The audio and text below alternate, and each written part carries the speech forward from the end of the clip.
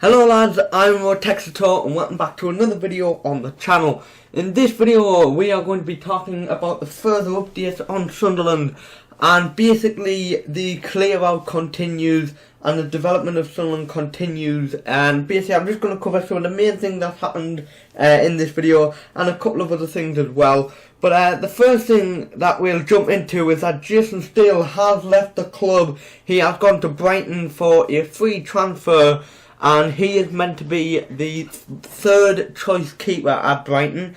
Basically glad that he's gone, honestly. We don't need him, honestly. Like, Christ, thank God he's gone. He was that bad.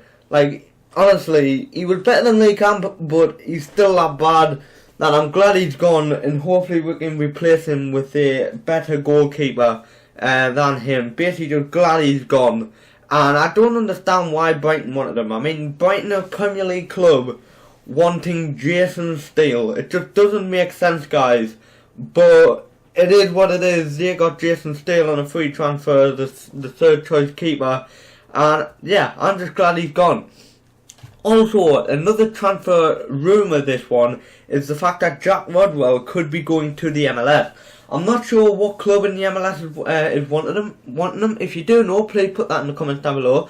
But yeah, there's been rumours that Jack Rodwell could be going to the MLS, which I will be over the moon with. Basically, I'm pretty sure he is our highest earner in the club, and basically just a waste of space. He is a waste of space, guys. And I pray to God he leaves the club. Honestly, it would make our day. It would make Sunderland fans' day to see the back of him. And honestly, this would be great.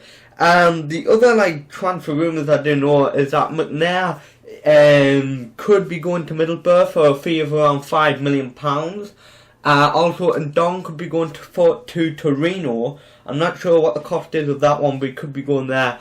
Wabi Kazri could be leaving, and I think that's it for now. There's a couple of other rumours in there as well, which we'll get on in a minute, but them few players could be leaving the club.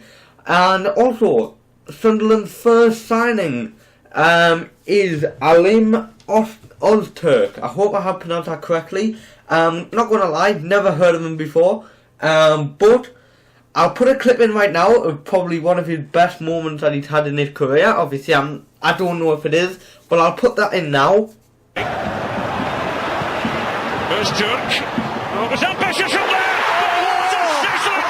Basically, that was a stunner of a goal, and I just found literally when we signed him, that video was flowing about on the Facebook groups and everything, and wow, what a goal that was.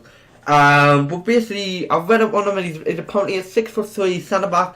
He's meant to be quite strong, quite physical, and he's meant to be decent. Obviously, we're in League One now, so as long as he can do half the job as our defence has been doing the freaking last few seasons, if he can just improve that a bit, concede less goals, that'd be brilliant. And I'm looking forward to seeing what he does next season. He's our first signing. I believe it was on a free transfer, if I remember correctly. But yeah, our first signing. And then we just go on to the other signing that could be as well. We've been linked with quite a few players. And in the Roker Report podcast, which I will put in the description down below if you want to go and check it out, I'll be sure to do if you're a Sunderland fan, because brilliant podcast over there. I really recommend going listening to that. Basically, Stuart Donald has highlighted that there could be about 5 or 6 players coming in, and about 5 or 6 players going out. The ones going out could be the like of Paddy McNair, Lee Catamol, Brian Oviedo, and Dong, Wabi Kazri, all the high earners basically. And he did point out in the podcast though that McNair is one of the players that Stuart Donald does not want to sell. He is not up for sale, and he said that he's got the funds there to keep McNair at the club if he can. Now, the thing with McNair is he hasn't handed in a transfer request, but his agent has done for him. And obviously the agents are all just about wanting to get the money, to do a transfer and get some money out of it, you know. But yeah. Yeah, the agent has handed in a transfer request on his behalf, but he hasn't done it personally. And I'd love McNair to stay at the club, but obviously he is that caliber of player that you just could see leaving. Obviously, he doesn't want to play League One football at his age, and he's a quality player anyway, McNair. But I'd be happy to see the back of a lot of players in our squad. Obviously, a lot of players in the squad don't want to play for Sunderland anymore, which is shocking because they are the ones who got us into this league, and they don't want to play League One football. That's just ridiculous. But yeah, I'd be happy to see the back of many of them, and also just get new faces in the squad and start afresh. That's the whole point of this. We're starting afresh, guys. We're starting afresh. So we are linked with Magooch, Maguire, Taylor, both with Jackson and Ledbetter. And Stuart Donald in the podcast did point out that they said that they were hoping by the start of when the training session come back around, he's hoping to have like a goalkeeper, fullback, the centre back, obviously Ozturk, who was just signed, a midfielder and a couple of strikers. So it would be interesting to see which ones go through and which ones fall through. But he said, Stuart Donald did say that he's more than confident that a lot of these signings are going to go through, whoever we are in for. But I'll be excited to see who does come in and who goes, and just get that squad revamped and go again, you know. That's what we're excited for.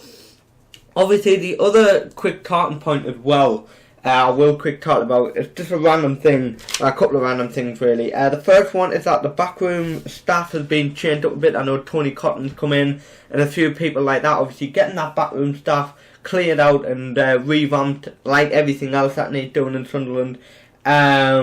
Yeah, obviously the backroom staff was one of the things that need clearing out, and obviously Jack Ross is doing a good job of that. And also the pink seats are going to be replaced, guys, as a random thing to point out in this video. The seats have been ordered, according to Stuart Donald. He said he'd ordered 30,000 red seats, I believe, and he's going to replace the whole of the seats. Apparently they're going to come in like bulk of 10,000, and he said he's going to try and organise the fan day that he was mentioning, the fans going down, replacing the seats and having a good day of it.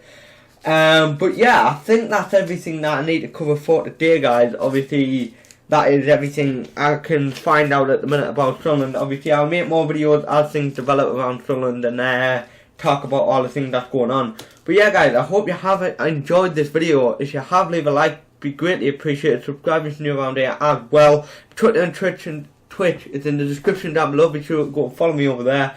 And yeah, guys, I shall catch you guys